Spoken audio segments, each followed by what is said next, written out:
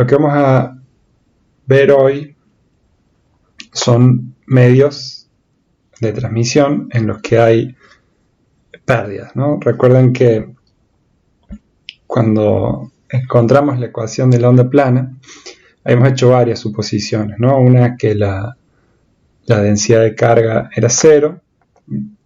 Después habíamos hablado sobre restricciones en la posibilidad de variación del campo eléctrico y campo magnético en el plano. Y otra restricción que habíamos puesto, luego de encontrar las ecuaciones de onda, es decir que la conductividad del medio sea 0. Es decir, no hay... restringimos la posibilidad de que el medio pueda conducir corriente. Y en general eso no va a ser así, ¿no? Salvo el vacío, que vacío en el espacio puede ser un medio que podremos considerar perfecto. El resto de los medios de transmisión con los cuales nos vamos a encontrar tienen algún tipo de conductividad finita.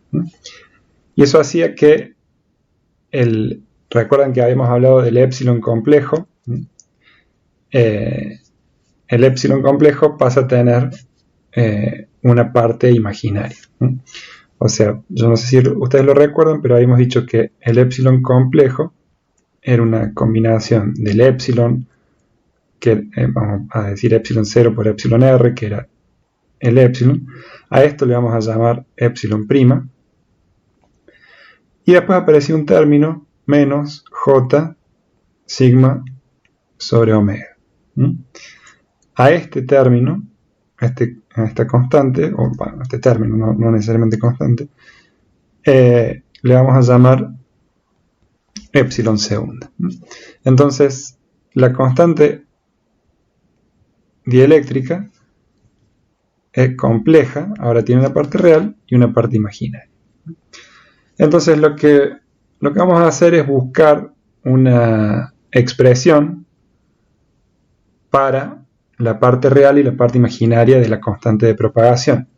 Tal como hicimos en líneas de transmisión, ¿se acuerdan que habíamos dicho que el gamma es un número complejo que tiene parte real y parte imaginaria? En este caso pasa exactamente lo mismo. Gamma es una constante compleja y queremos saber cuánto vale su parte real y su parte imaginaria. Entonces, para hacer esto vamos a usar un poquito de matemática.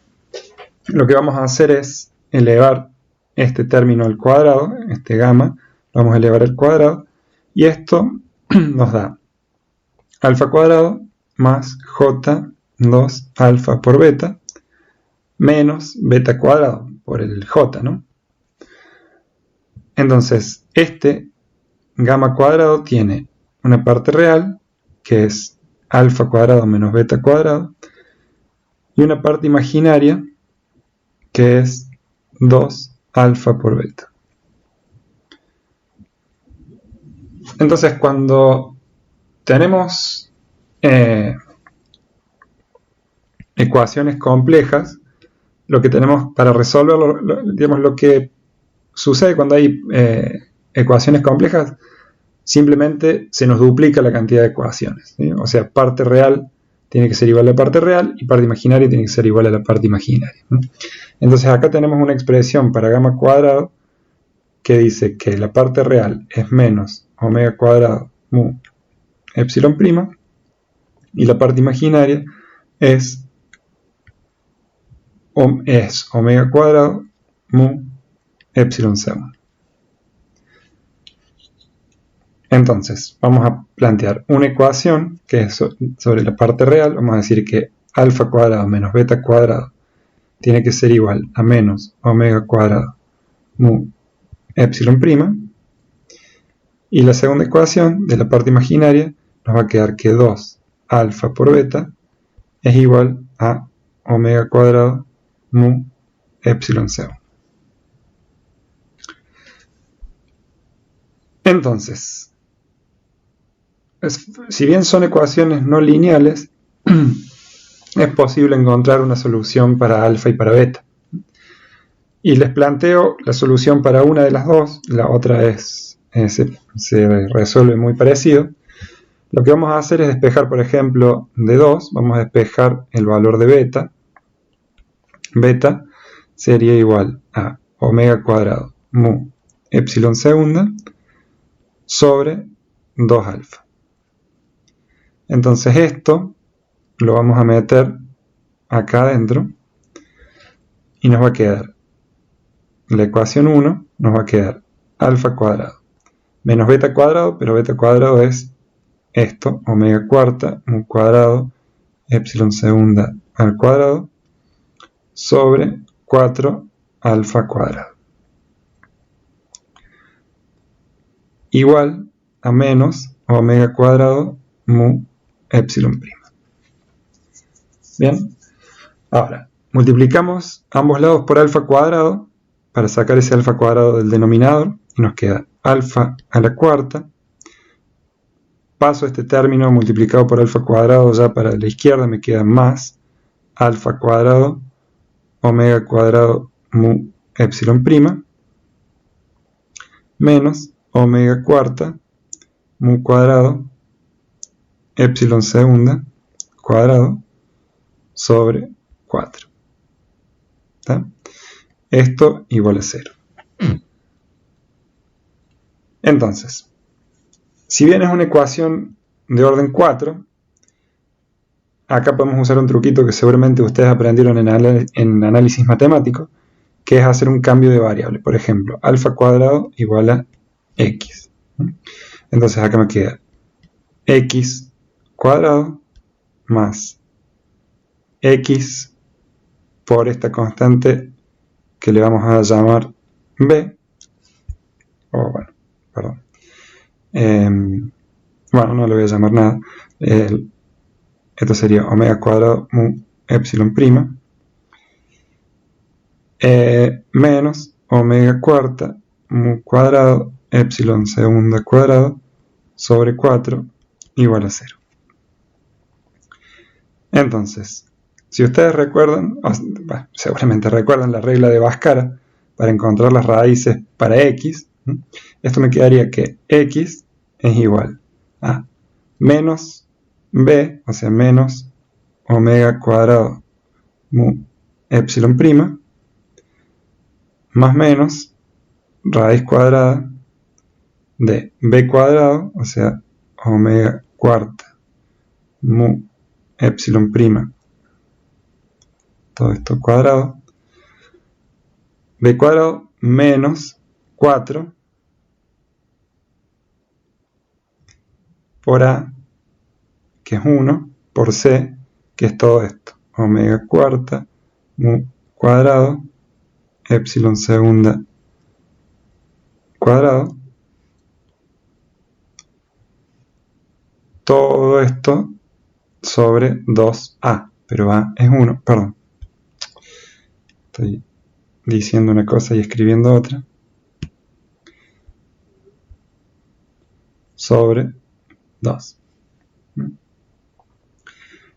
Entonces, fíjense que por más que aparece muchas veces, me parece complicada esta expresión, aparece muchas veces el omega cuadrado, el mu y el epsilon. Y por lo tanto podemos sacar factor común de acá adentro. Vamos a sacar factor común omega cuadrado mu epsilon prima sobre 2. Y acá nos va a quedar menos 1 más menos de adentro de la raíz. Fíjense que si yo saqué factor común omega cuadrado mu epsilon prima, cuando lo saco afuera de la raíz sale tal cual, por lo tanto adentro me queda un 1, menos, perdón, acá me comí un 4, acá me comí un 4, que me cancela este 4, y acá tengo un menos, perdón, y esto era un más, porque era menos 4 por A por C, o sea que acá va un más, porque acá tengo negativo en el C. Entonces acá me queda un más, y acá me queda el omega cuadrado salió, el mu cuadrado salió, el epsilon segunda no salió, o sea que me queda epsilon segunda al cuadrado sobre epsilon prima al cuadrado, que es lo que saqué factor común. y ahora cierro paréntesis. Bien, ahora, recuerden que esto era que x era alfa cuadrado. Entonces, alfa va a ser igual a la raíz de todo eso. O sea, más menos la raíz, ¿no? O sea, más menos. Si le saco la raíz al omega cuadrado, me queda omega. Raíz.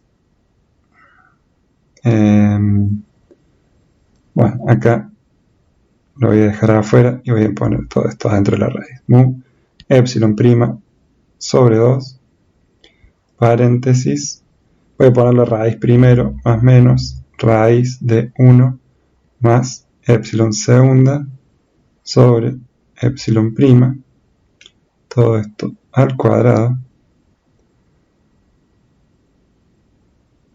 No cierro ningún paréntesis, perdón.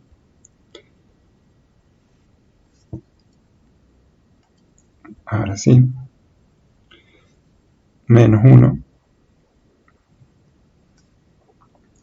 Ahora cierro el paréntesis y cierro este otro paréntesis y acá elevo todo esto a la 1 media. Bien, entonces ustedes dirán, bueno, pero tengo 4 raíces, ¿qué hago? La alfa tiene que ser uno solo. Bueno, eso es fácil de detectar. Alfa tiene que ser positivo, porque si no nos indicaría que en vez de atenuarse la onda, ustedes ya saben que el alfa significa una atenuación exponencial en la onda. Si alfa fuera negativo, en vez de atenuarse, crecería en la dirección positiva de z, y eso no es posible. Entonces, de acá dentro de la raíz, fíjense que lo que está adentro de esta segunda raíz es mayor que 1, por lo tanto, sí o sí me tengo que quedar con el signo positivo, para que cuando le reste 1 me siga quedando positivo, y todo esto que está adentro de la segunda raíz no me quede imaginario. Y por otro lado, también me tengo que quedar con la raíz positiva de afuera, para que sea positivo en definitiva. Y ahí ya tengo mi solución para alfa. Lo mismo podrían hacer para beta, y encontrarían una expresión muy parecida. Lo único que cambia es el signo este del menos 1 pasa a ser más 1. Pero es en principio la misma ecuación. Entonces, con esto ya tenemos una forma de calcular cuánto vale la atenuación, bueno, la atenuación por metro de la onda y cuánto vale la constante de propagación beta. Fíjense que si epsilon segunda es 0 en el alfa, o sea, si esto es 0, nos tendría que dar alfa igual a 0, y veamos si eso es cierto. Si esto se hace 0, este término se hace 0, me queda raíz de 1, menos 1 me queda 0, y esto se me hace completamente 0. ¿Bien? Y eso es lo que yo debería esperar. Y en el caso del beta, me debería dar igual a k, que recuerden que k era omega raíz de mu epsilon prima. Y efectivamente, si esto se hace 0, acá me queda 1 más 1, 2, con el 2 se me cancela, y me queda omega raíz de mu epsilon prima. O sea que, efectivamente, estas fórmulas parecieran estar correctas. Entonces, ustedes recuerdan que habíamos dicho, si tenemos una de las soluciones, es una onda de campo eléctrico que se propaga en la dirección positiva de la z. Era la exponencial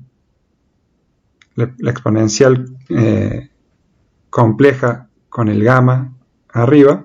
Ahora, si gamma es complejo, me aparece una parte real del exponencial y una parte imaginaria. Una parte compleja. La parte real solo aporta el módulo. Recuerden, cuando nosotros pasamos a la versión temporal, la amplitud de la onda tiene que ver con el módulo, o sea, con el módulo de esta constante, y esto pasa a ser, solamente me afecta el módulo, no me afecta la fase. Entonces, lo que habíamos visto para líneas de transmisión es que tengo una atenuación exponencial. a medida que la onda avanza en la dirección positiva de z. ¿Por qué digo que es otra interpretación? Porque acá podemos pensar que en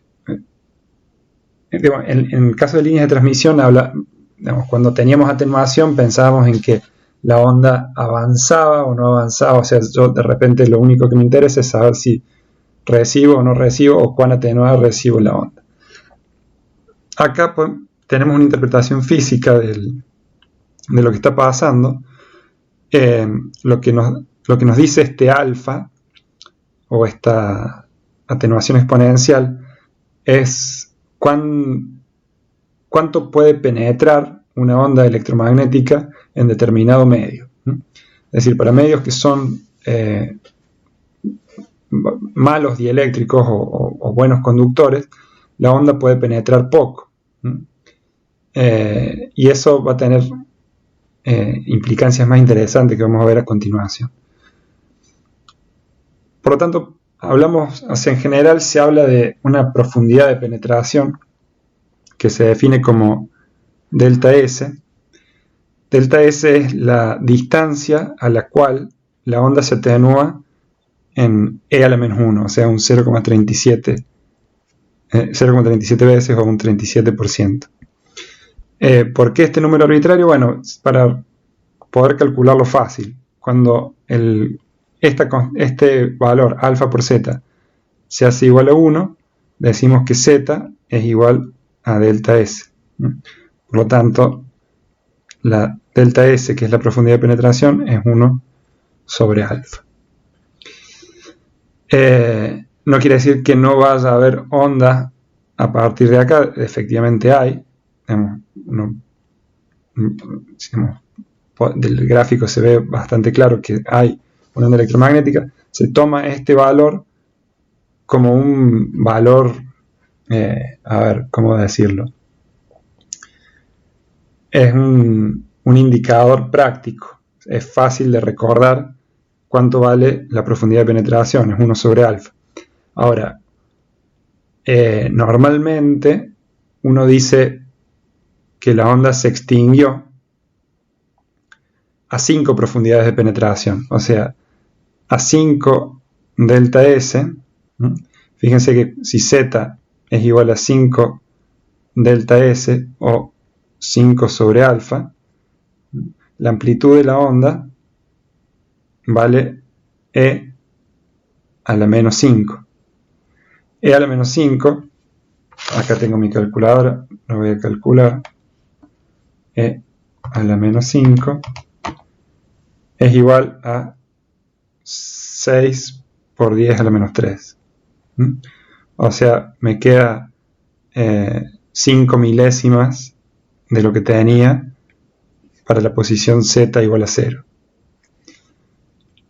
Bien, es un criterio razonable. Uno podría usar otros criterios, es arbitrario.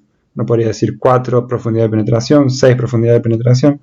Bueno, son criterios de ingeniería que se acostumbran. No sé por qué, quizás 5, porque tenemos 5 dedos, es más fácil de recordar que 4.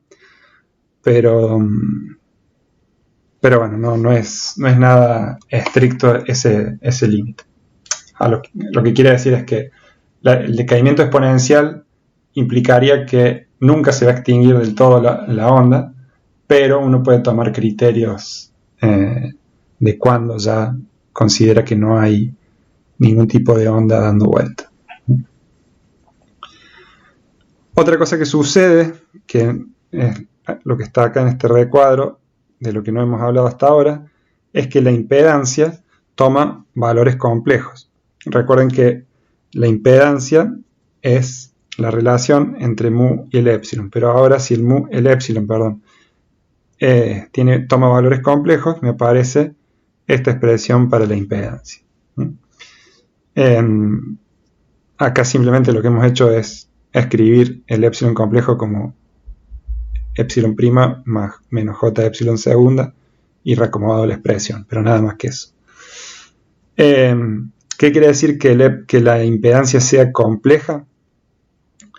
Que la relación, o sea, la amplitud del campo magnético la amplitud compleja, este fasor complejo, tiene distinta fase que el del campo eléctrico. Por lo tanto, las ondas tienen distinta fase. Si ustedes dibujaran